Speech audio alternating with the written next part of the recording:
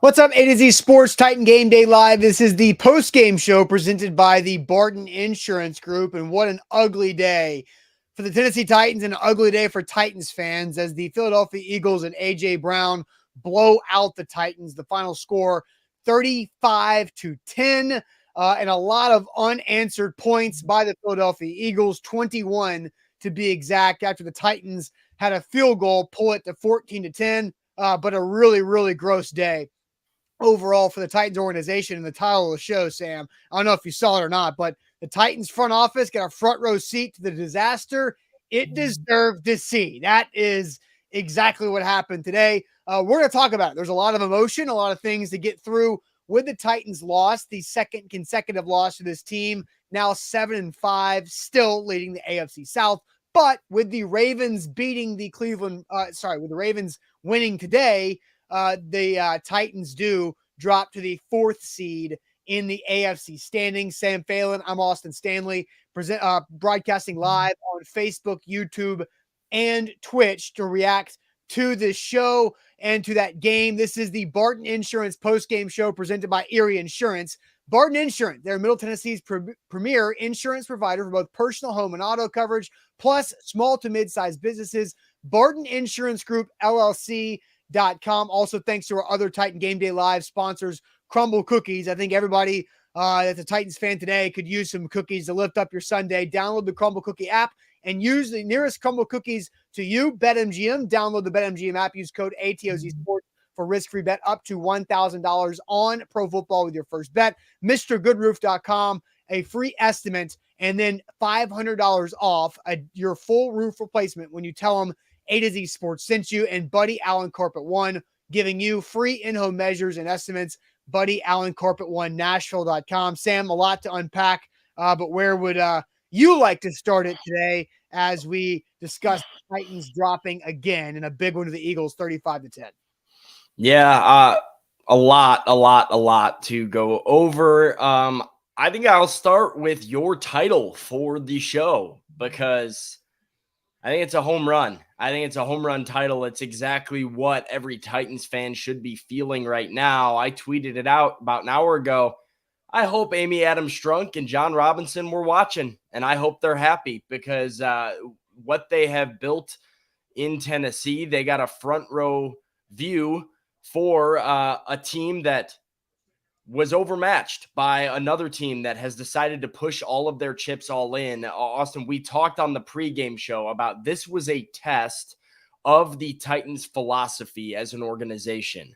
Can you hang with the big dogs that are all in when you play for the future, when you pick one identity, when you do all of the things that the Titans did this offseason? I think we've learned now that they can't. They have lost to every good team that they have played in the NFL this season. They've gotten boat raced by the best teams that they have played this season. So, yeah, I mean, I watch that game. I watch A.J. Brown jumping over Titans defenders, catching touchdown passes. I watch a quarterback in Jalen Hurts that was completely unbothered and had himself a pretty easy day at work today in Philadelphia. And I think to myself, you got exposed on the offensive line. You got exposed in your receiver depth. You got exposed in your defensive back depth. And those are the 3 biggest areas John Robinson has dropped the ball over the past year or two with this Titans team. Here it is coming to fruition. Eagles just absolutely embarrass the Titans. And I hope that they're happy because they reap what they sow this week. Yeah, and it's frustrating if you're a Titans fan watching this because, you know, I heard, especially guys like Mickey Ryan, Blaine Bishop over on The Zone, our friends in Titans media land here. I heard the thought of, well, you know, the best way to get back at A.J. Brown for how he exited the Titans was to go up there and beat the Eagles, not just hold A.J. Brown down, but to beat the Eagles is the best way to do that. Well, they just lost on all sides of things because AJ was AJ Brown. 8 catches on 10 targets, 119 yards, 2 touchdowns, where he completely demoralized Titans defensive backs on those touchdowns. He runs through Christian Fulton, who is now and was out the rest of that game with a groin injury after that play. And then the touchdown catch over Trey Avery. And parenthetically, side note, Trey Avery is pretty good, playing pretty good football right now. But A.J. Brown looked like Randy Moss when he caught that touchdown over Trey Avery. It was beautiful the way that A.J. sneakily allowed the football to come into him without tipping off that the ball was there. As Trey Avery's reading A.J.'s eyes, A.J. just waits and lets the ball fall right into his hands, and there's nothing Trey Avery can do about it. And so it's really tough to watch this. And yeah, John Robinson, I know, did not want to trade away A.J. Brown back in April. He told us that he felt like his hand was forced. I still think A.J. Brown did not negotiate in good faith with his camp, but A.J. Brown won that trade, and A.J. Brown won today, and A.J. Brown's been winning this entire season, and the Eagles are going to be really hard to stop. And the Tennessee Titans have massive flaws in their roster, on this offense, on the defense because of injuries, but this offense is putrid. The offensive line is basically a bunch of saloon doors standing next to each other that allow anybody to get right through them. Ryan Tannehill can't do anything because he's constantly getting run down. Derrick Henry is obsolete because he can't find any type of crease. And the Tennessee Titans are going to get boat raced by any quality NFL team they're going to play the rest of the way. And yeah, I want to go. I have some big picture things that I want to get to, but I really want to save some of those for tomorrow, Tuesday, Wednesday, the rest of the week, whatever that looks like. But today was an absolute abysmal performance by the Tennessee Titans all around. I want to go back to what you said because I can't defend John Robinson here. I can't defend Amy Adams-Strunk here. And I know like that is the narrative among Titans fans with this front office is that, well, his hand was forced to trade A.J. Brown. The only reason his hand was forced and A.J. wanted out is because Tennessee wasn't giving him $100 million. If they would have came to him and said, here's 4 years, $100 million, A.J. would have taken it from the jump. I have no doubts about that in my head. Hang on, Austin, because this comes down to a organizational philosophy failure where the Titans aren't willing to pay A.J. Brown $100 million. Amy Adams-Strunk doesn't want to commit that big payroll where they attribute that money to the wide receiver position. It starts at the top. It works all the way down. And what they are learning year in and year out and learning the hard way this season is that you can't play in the NFL that way anymore. You have to have stars. You have to pay your stars. And so you can sit there and say, oh, his hands were tied. And I'm sure that's what John's going to say. I'm sure that's what Mike is going to say. I'm sure that's what the narrative from the team is going to be, that AJ requested a trade. Bottom line, if you pay him, number 11 is still AJ Brown, not Caleb Shudak. And right now, those jump balls that you're throwing up, that Trey Avery's in good coverage and the guy is getting mossed because AJ Brown is better. Yeah. Those plays are happening for the Titans, and you can hang with these teams. Yeah. But they have failed from the top down, and that failure has now trickled down to the roster where you lost in embarrassing fashion to every good team that you have played. Yeah. And so I want to say this because I think, Sam, like the 4-year, $100 million contract that AJ Brown got was really if we're being honest, it was a 3-year, $70 million deal. That's, if we're being honest, that's the contract that AJ Brown signed with the Eagles. I think the Titans would have signed AJ Brown to that contract. I think the Titans would have done that. But the reports and what we heard at A to Z Sports about the Titans side of things is that AJ Brown wasn't demanding from the Titans at the contract that he got from the Eagles. AJ Brown was demanding more guaranteed money than what Tyreek Hill got from the Miami Dolphins and said that he wasn't going to, quote, touch grass until he got that. So, look, again, it was an ugly, ugly spring with AJ Brown's agent and representation and the Titans front office. And it boiled up to this beatdown today. And so the Titans messed it up by allowing it to get to that point. But AJ Brown does deserve some type of responsibility for how ugly it got. But he got the money at the end of the day, and AJ Brown is out there on his way to an all-pro season. He's on his way to a 1 seed in the NFC, and he's on his way to being a legitimate Super Bowl threat in the NFC because of how good the Eagles are all the way around. So That's the A.J. Brown situation. I want to talk about today's game too, because this is the Barton Insurance postgame show. So again, Barton Insurance Group, LLC.com. Check them out for all of your insurance needs. They've got you personal, home, and auto, and also with your small to mid-sized business. Barton Insurance Group, LLC. They represent A to Z Sports with our business insurance. I can tell you they're really good at what they do. So let's ask everybody here. And I just want to start this off by getting the audience a lot more involved than they have so far today. Austin Stanley and Sam Phelan, our A to Z Sports Titans reporter, Sam, in for Zach today. What's one word to describe this Titans loss to the Eagles? This is going to be very interesting. If you can, please keep it clean as you can. I don't want to see any four-letter words. If you have them, we're not going to show them on screen. But one word to describe this Titans loss to the Philadelphia Eagles. But let me tell you guys about Barton Insurance Group. They are Middle Tennessee's premier insurance provider for both your personal, home, and auto coverage, plus small to mid-sized businesses. You can check them out, Barton Insurance Group, LLC.com. Their phone number is also right here, 615-806-1265, 615-806-1265. Unlike most insurance agencies, Barton Insurance Group is 100% locally owned and operated insurance broker that partners with over a dozen insurance companies like Erie Insurance that allows them to bring the best value to the table for you or a business you run like A to Z Sports. This is why we use Barton Insurance Group with our A to Z business insurance. You should too. Check them out, Barton Insurance Group, LLC.com. Sam, I'll send you to the chat. I think there's over 200 comments. On one word. So, I'm just going to skip through here. We got pathetic. We have Downing from Jared. And least of your worries should be Todd Downing from today. There was a lot bigger problems with, and that Todd Downing did not have himself a good day. I can say that as well. But the Titans were out-horsed in today's game. So I'm not sure.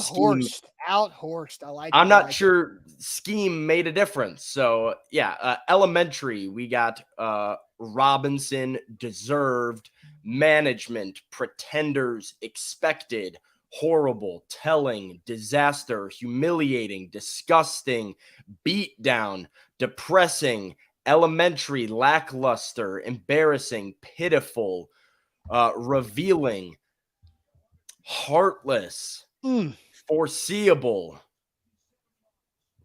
trash. A lot of negative emotions, honest from Jarrell. I don't have a problem with any of those words. Austin, do you have one word that describes your thoughts? Yeah. So I think I can go bigger picture, Sam, and I think I'm going to save that word for maybe tomorrow morning. I don't know when we're going to get to it, but we're going to have a conversation about that one word that I'm going to save in my back pocket. I think avalanche is the word I'm going to use for the game today, right? Because the Barton Insurance postgame show's question is, what's one word to describe this loss to the Eagles by the Titans? 35-10. Avalanche is my word, because there was a moment, Sam, and we talked about this briefly at the halftime show. There was a moment the Titans had the ball in a really good spot. It was 14-7. They had the ball 3rd and 1 at the Eagles' 8 after Ryan Tannehill hit Austin Hooper to get it to 3rd and 1 at the 8-yard line, down by 1 touchdown. The avalanche began with Dennis Daly's false start. Now the Titans are back at 3rd and 6. The avalanche continued with Dennis Daly allowing Ryan Tannehill to get sacked basically off the snap, and then having Randy Bullock kick a field goal to make it 14-10. The avalanche, as the snowball, and Philly knows all about snowballs, when it rolls down the hill, it just keeps getting bigger and bigger and bigger. That was, Sam, with 3 minutes and 28 seconds left in the first half. Jalen Hurts went down with seven plays, 75 yards, and 237, and ran a touchdown to make it 21-10. If the Titans can score a touchdown, if they can get a first down on that 3rd and 1, they run more clock off. Oh, If yeah. they don't score a touchdown, then they don't give Jalen Hurts and AJ and Devontae Smith enough time to score a touchdown before the half. Then maybe it's 14-10 at worst. But it could have been 14-14 at halftime with the Titans getting the ball back. That is not an exaggerated take by me. That is a situation that was really close to being reality. It wasn't, because Dennis Daly is maybe one of the worst starters on this Titans roster. And his avalanche, Maybe. okay, Dennis Daly is the worst starter on this Titans roster. Dennis Daly is the worst starter on the Titans roster. We'll go ahead and just pin that in, write that in Sharpie. So, but again, that was right there. Ooh, I also like this. Jason brings this up. I could even go further. The avalanche, maybe the snowball was starting to be formed when Treylon Burks took that big hit in the end zone, right? Because as soon as Treylon Burks goes out, this offense is going to have a really, really tough time matching what the Eagles can do. But again, they were right there. It could have been 14-14, but they were right there, and Dennis Daly had back-to-back mistakes, and then Jalen Hurts and the Eagles took advantage of it, and it was over at that point. My one word is avalanche. To your point, I mean, when that Dennis Daly, it was ugly, right? But you were down there hoping for 14-14. When that 2-play series from Dennis Daly happened, the game felt over in the moment. Like it felt over to me. And you were looking up, it was 14-10. It still felt over because it felt like you were just climbing this upward hill that you were never going to reach because you kept shooting yourself in the foot. So yeah, to your point, avalanche. I have 2 one-word answers. Again, one of them, I'll say one of them, but we're going to talk about it more probably throughout the week when we break down big picture stuff. I think karma is the easy one when you look in the mirror at what happened with A.J. Brown and with the Titans offense today. But here is the one, I think it's been mentioned in the chat, but I have a rant to go along with it. Ooh, I love it. Exposed. And I don't think this is a 1-week problem. The Titans have been exposed for what they are, and the NFL has figured out how to beat them. Point blank. But the last 4 weeks now, their offense has not really worked because Derrick Henry hasn't really worked. He's had about 3 yards per carry or worse in each of their last 4 games. This is some knowledge that Greg Olsen mentioned on the broadcast that I had to tweet out because I thought it was so telling, and I cannot wait to hear Mike Vrabel's thoughts on it when I talk to him tomorrow. Ooh, Sam, I'm liking this. I'm liking where this is going. Greg Olsen says, you don't just want to say, this is our identity, because that can be taken away. That can be stopped.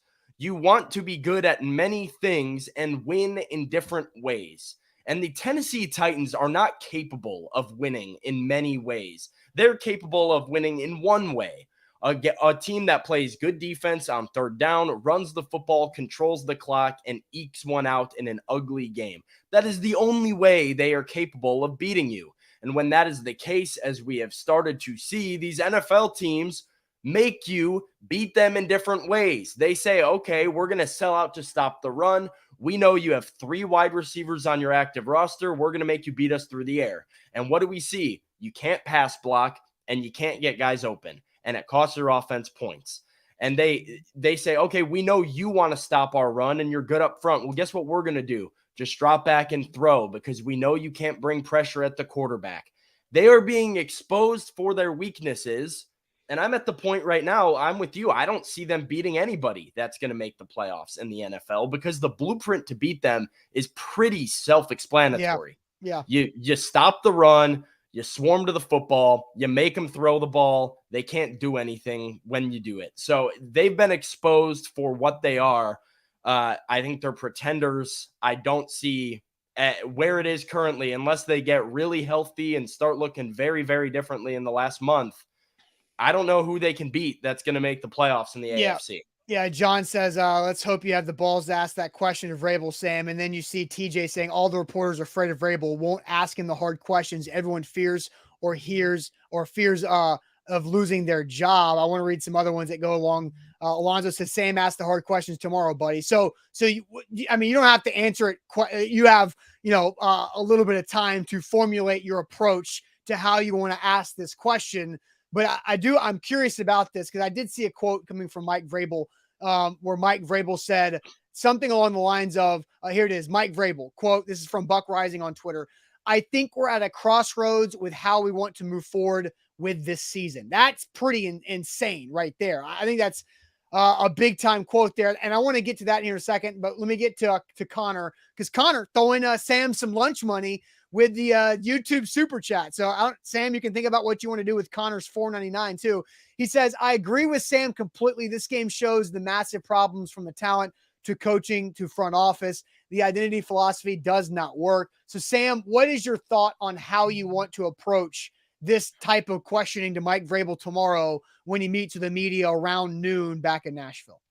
Well, I'll be interested in listening back to his press conference post-game and kind of the context of that quote from Buck Rising on Twitter to see what is the crossroads he's talking about. I assume it can't be a crossroads of personnel and contention, especially when you're still sitting at 7-5 and going to be at the top of the AFC South and into the playoffs. But he does need to start answering some of these questions that we've asked him about on this identity of when it doesn't work with Derek, as we've started to see, because teams know what you're doing. What do you do? And how do you, as a front office, as a coaching staff, as an ownership group, as an organization as a whole, plan for when plan A doesn't work?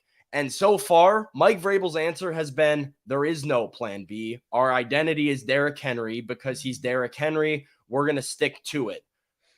I think it's starting to snowball on him where he might start realizing we got to do something.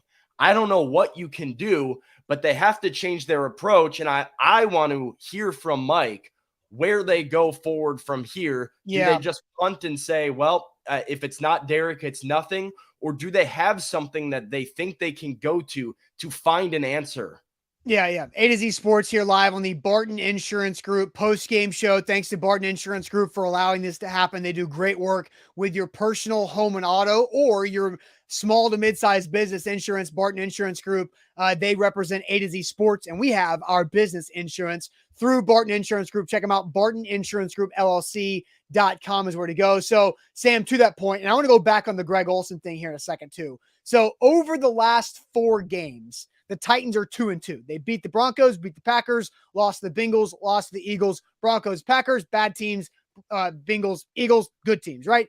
Derrick Henry's yards per carry in the last 4 games, Sam, 2.8, 3.1, 2.2, and 2.7 today. His long carries in the last 4 games, 10, 9, 9, and 6 today. That is atrocious. And so I think what you're saying there, I am ready for high noon tomorrow, which is typically when Mike Vrabel has his day after press conference. Noah adds to the Sam lunch money fund. You're getting pretty close to having dinner funds at this point with Noah dropping $19.99 in the YouTube super chat. He says, if I'm going to be honest, if we want the identity to be Derrick Henry, we probably need to run with Malik. Although he isn't as good as Tannehill, he makes the defense count for another runner. Sam for Jay Alexander's right there. So, the best thing the Titans had today, Sam, outside of the one great throw and great catch to Treylon Burks, was the quarterback run. Whether it was Tannehill or Willis, the quarterback run's the best thing they had. Tannehill had 3 carries for 34 yards. All 3 converted first downs. One of them was a 4th down run. Malik Willis just had the 1 carry for 8 yards, but it was a good thing they had there. So, Sam, repeat what you said about Greg Olsen a few minutes ago, because I want to add to that.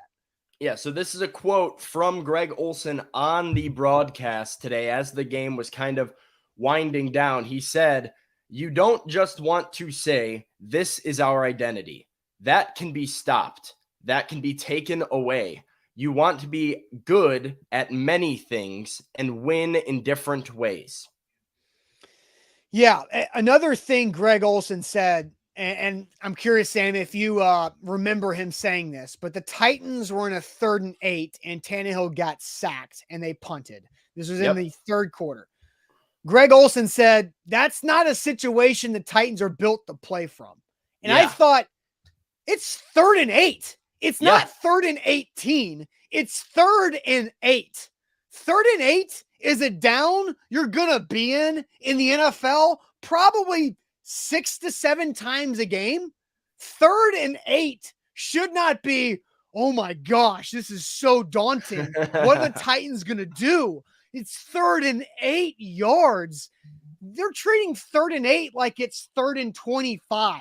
Like it's, and I see that to be incredibly damning about this Titans offensive setup with what they have, because 3rd and 8 should not be that big of a deal. You should be able to convert. I'm not saying convert 50% of your 3rd and 8s, but you should be able to say, hey, 3rd and 8, we've got this little section of plays to go after these situations.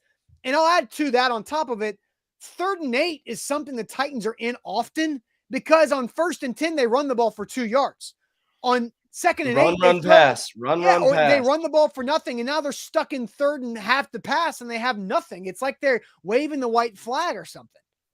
It's 3rd and 8. They run the ball. They run the ball an awful lot on 1st and 2nd down for a team that doesn't like being in pass situations on 3rd down. So it's kind of like, it doesn't make a ton of sense why you would go run, because even if you get 3 and 3, you're still in the 3rd and 4. You probably have to throw the football. So for a team that doesn't like to throw, it doesn't make a ton of sense. And I want to go back to the comment earlier, okay, Austin. Let's see if I don't know if we can still pull it up. Noah's comment from earlier. I'll look for it. Here we go. Let's see if I can get Noah's comment back up here. Yeah, throw it up here, because I didn't mean to click on you, Brent. Sorry about that. But see if I can scroll back up here to Noah. His super chat's still alive here, so let's see if we can find it. But Noah's comment, here we go. He goes, let's be honest. If the Titans want the identity to be Derrick Henry, need to run with Malik, although he isn't as good as Tannehill, makes the defense count for another runner. I agree with this. I do. I'm at this point where, like, I've been in the start Ryan Tannehill. I will continue to defend Ryan Tannehill. I don't know what much more he can do. Like, to be honest with you, he doesn't have guys with separation. He's doing his best to run. His offensive line stinks. His offensive coordinator stinks. There's not a lot around Ryan Tannehill going right. But if you're the Titans, you are desperate looking for answers. And you have to ask yourself, what do we have a better chance at doing? Dropping back and throwing and changing our philosophy to being an air raid type of offense, or going all the way the other way and running? Because doing this middle ground isn't working. So if you don't have Treylon Burks, if he's concussed or whatever, and you have to run out there with Robert Woods, Nick Westbrook-Akine, and CJ Board, you might as well stick Malik Willis in there, because you're not throwing the ball anyways. You're not going to find any success anyways. And the one thing Malik Willis could do is turn a broken play into a big gain, and you have to keep defenses off balance somehow. So, I think that is the crossroads the Titans are at, though. When we talk about that Vrabel comment, is like, where do you go from here if it's not Malik Willis? Because I don't see another solution that can change things. Well, so Mike Vrabel said after the game, and it was a quote tweet from Buck Rising, that Mike Vrabel said the Titans are at a crossroads with the direction they want to go the rest of the season. Tomorrow morning, Sam and I will be able to play that video from Vrabel, react to it, and figure out, I think that's our homework. Everybody's homework. We still have plenty of post-game show to go here, by the way, here on the Barton Insurance Group post-game show. Plenty of time here. But I think everybody needs to have some homework, and we've got a great audience today. You guys are Titans fans, and you guys care. It's what type of decisions does Mike Vrabel need to make in their crossroads situation? Like, what can they do in their crossroads to get out of this thing? And that's what I'm curious to hear. And we'll do that tomorrow morning. So homework, get your pens and paper, bring it tomorrow morning, 8 o'clock a.m. Central Time on Facebook, YouTube, and Twitch for figuring out how the Titans can get through the crossroads they're in right now. And, Will Tennessee says Jags are winning the division. The Jags lost today, so they're 4-8.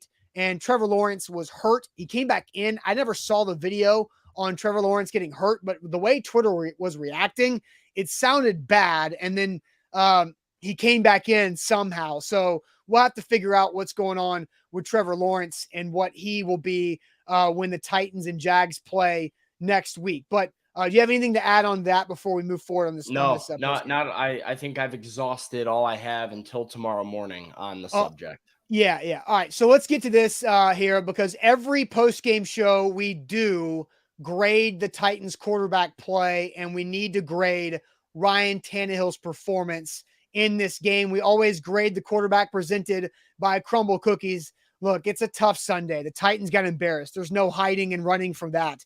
But Crumble Cookies can make it better. And there's a Crumble Cookies near you. Absolutely. They also ship nationwide. So if there's not a Crumble Cookies and a hop, skip, and a jump from you, you can go download the Crumble Cookie app, order for takeout, delivery, curbside pickup, or nationwide shipping.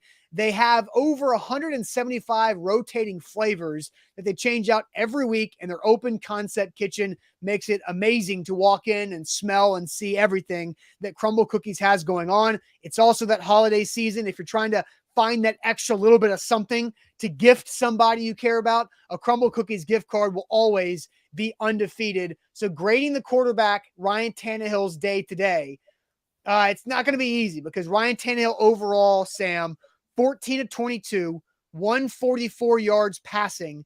He did have the touchdown to Treylon Burks in that first quarter. He was sacked 6 times, and he ran the ball 3 times for 34 yards. I'll send you to the chat.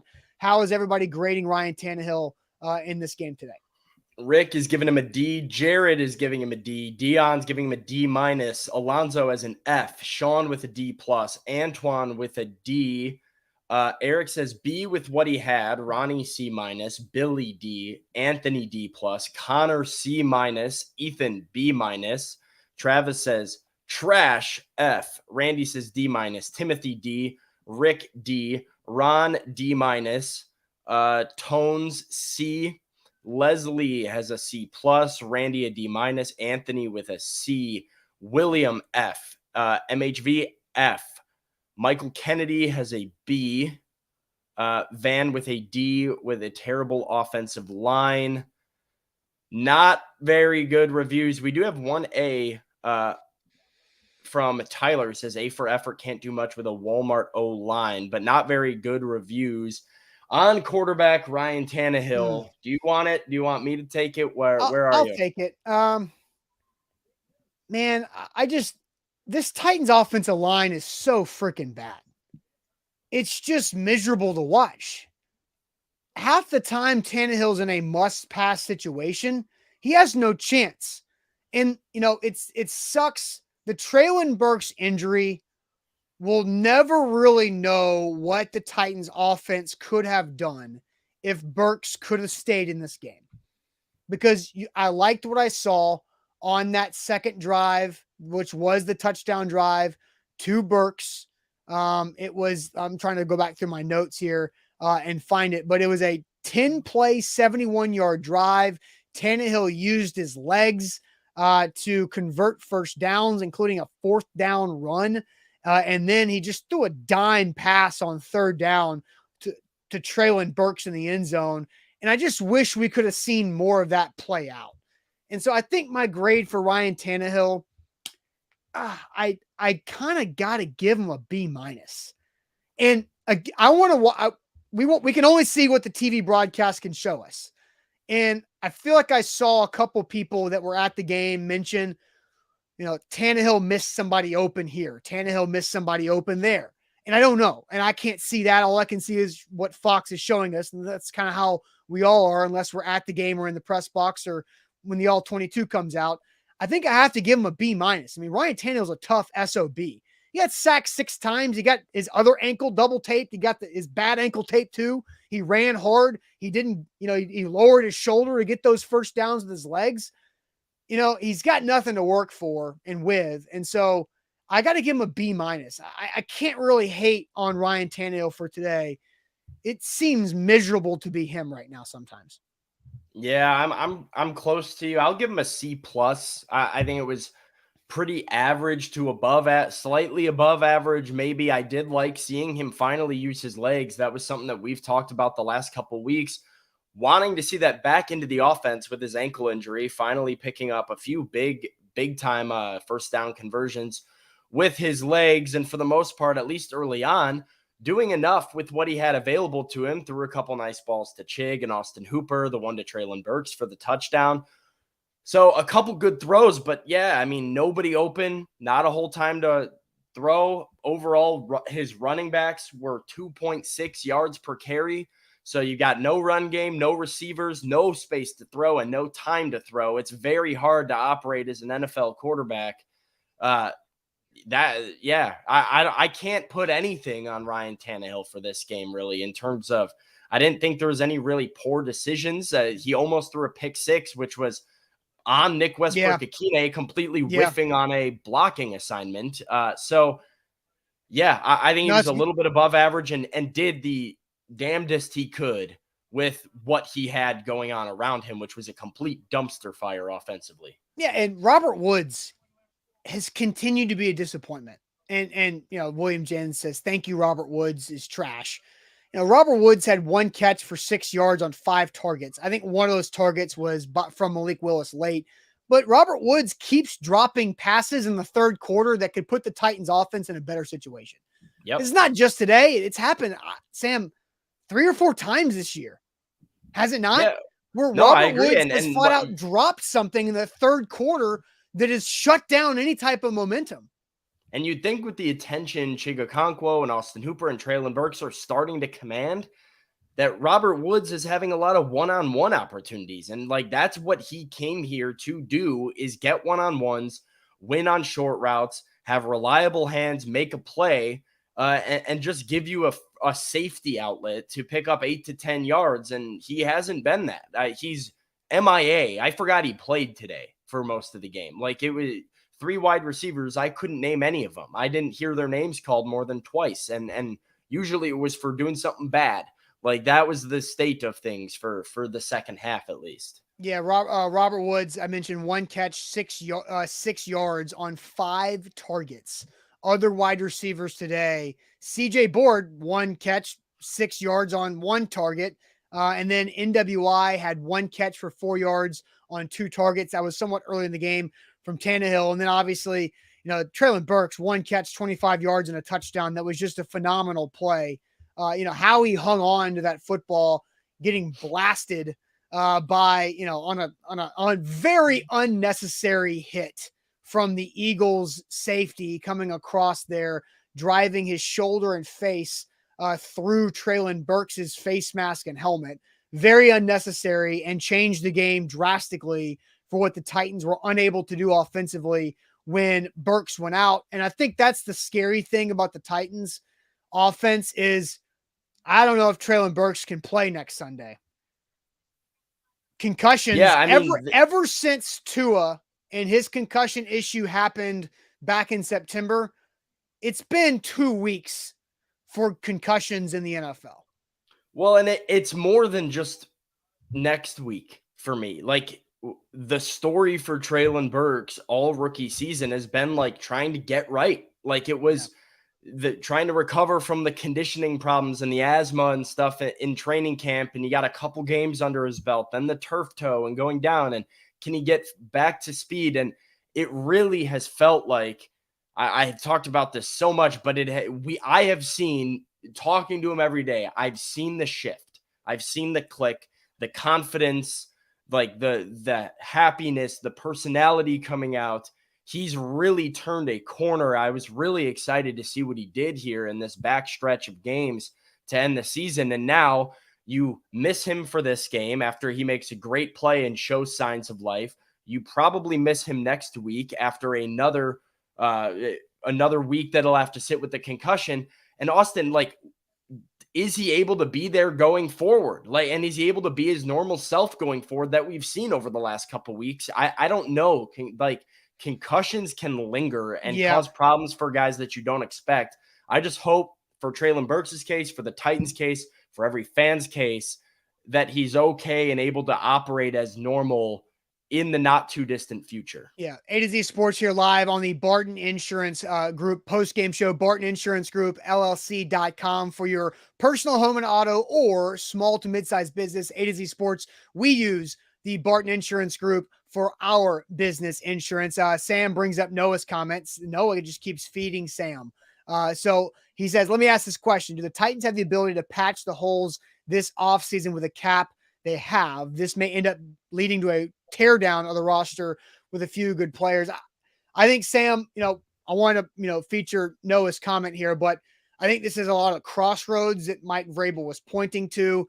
This is a conversation that we can have once the Titans are done playing football this season, whether it's, some point mid-January. But yeah, there's a lot of opportunity for the Titans to move on from some big money contracts for not a lot of penalty. And so we will talk about that. There are some big names that you guys know that will be a part of that potentially. And the odd thing is on the timing with Robert Woods is that Robert Woods just got $2.6 million in his pocket last week to create extra cap space for this season that makes him a little bit more expensive to move on from in the offseason, because previously he had zero dead money. Now he's got $2.6 million in dead money against the cap moving forward. Yeah, I mean, it's really a question. Like, I think that's the question on everybody's mind right now is what, like, because you see the bigger picture and you see the direction that this thing is going.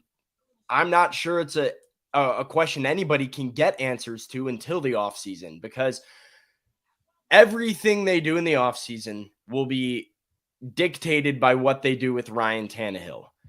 And I don't think what you're doing with him at this point. Do you see enough out of Malik Willis to think that he can be the guy? Is that the crossroads Mike Vrabel's talking about, where you have to see Malik Willis to figure out where he's at? Ryan Tannehill is clearly the better quarterback right now, and things around him are bad. But if you bring him back, there is a cap hit that goes along with it, which really kind of handicaps you in terms of what you're able to do with the rest of the roster and creating some turnover there. It's a lot of questions, and it's unfortunate that they've put themselves in this spot here, and that this is where they're at for a team that's 7-5 and going to go to the playoffs. But I'm not sure that Titans fans feel like a 7-5 playoff team right now. No, it feels very different over the last two games in what the Titans were unable to do offensively. Just scoring 26 total points the last 2 weeks. And that's the thing, man, is that we watched this Titans offense through the Green Bay game be the number one red zone scoring offense in the NFL. In the last 2 weeks, they've been abysmal, putrid, everything, right? They got to the 20-yard line or closer. So 3 inside the red zone trips against the Bengals, and they came away with 2 field goals and 9 points overall from those trips. Today, they got in the red zone, I believe, twice, kicked a field goal, and then had the Malik Willis drive kind of sputter out there at the end when the game was already in hand. They haven't been able to finish inside the red zone in now 2 full weeks. And without Burks probably not available next week against the Jags, you don't really know what to expect. Because I'll tell you this, and this is a no-brainer, and I'm not breaking any news here, but the Titans have to beat the Jaguars next week. There's zero doubts about that. The Tennessee Titans have to beat the Jacksonville Jaguars next week, or you're in real trouble. So that's kind of how I feel about this as we wrap up here today. Yeah, I don't really have any other comments on it. It's unfortunate. That's just what it comes down to for me. 2 weeks ago, I was so excited about this team. 8 days ago, I was really excited about this team and what I thought they could bring to the Cincinnati Bengals. And man, does it feel like we have snowballed quite a bit since 8 days ago to wind up where we are here. And Austin, you mentioned it earlier, but we definitely have a great week of morning show conversation to be had between the two of us. I think I need some time to process this a little bit and kind of go over some of the comments of Mike Vrabel. Talking to Mike Vrabel, I'll be at the press conference tomorrow at noon at St. Thomas Sports Park. But yeah, interesting week building up to a must-win game against Jacksonville for the Titans, and you and I will be covering it most mornings this week, I believe, and we'll have Zach back later in the week as well. Yeah, Zach will be back on Thursday, I believe. He's up in Dallas getting some work done with our Dallas market. But so we got a lot of stuff still coming. Make sure if you're watching on YouTube right now, guys, thank you. Subscribe to the show. Give this show a thumbs up. I know the Titans suck today, but I think we've been great today. I think all the conversations we've had have been phenomenal throughout the pregame, halftime, and postgame. So give the show a thumbs up while you're at it right here, watching the show. Like the show before you go. Still to come today on A to Z Sports on our YouTube channel. Buck is literally in the locker room right now up in Philadelphia. We're going to have all of Buck's videos posted to our YouTube, to Facebook, to Instagram as well. Buck Rising will be live tonight for A to Z Sports Primetime. I believe it's 7 p.m. Central. It's a Eastern time, so Buck will be a 7 p.m. Central time, A to Z Sports Primetime tonight. And then Sam and I will be live tomorrow at 8 a.m. Central time on Facebook, YouTube, and Twitch. Also hit up atozsports.com. I'm sure we're going to have some great content, updates on Traylon Burks, and more from this game. So appreciate you guys as always. Again, thanks to our sponsors, including the Barton Insurance Group postgame show. This is that Barton Insurance Group postgame show. They are Middle Tennessee's premier insurance provider for both home and auto for your personal, plus small to mid-sized businesses. Barton Insurance Group, LLC.com, presented by Genie Insurance.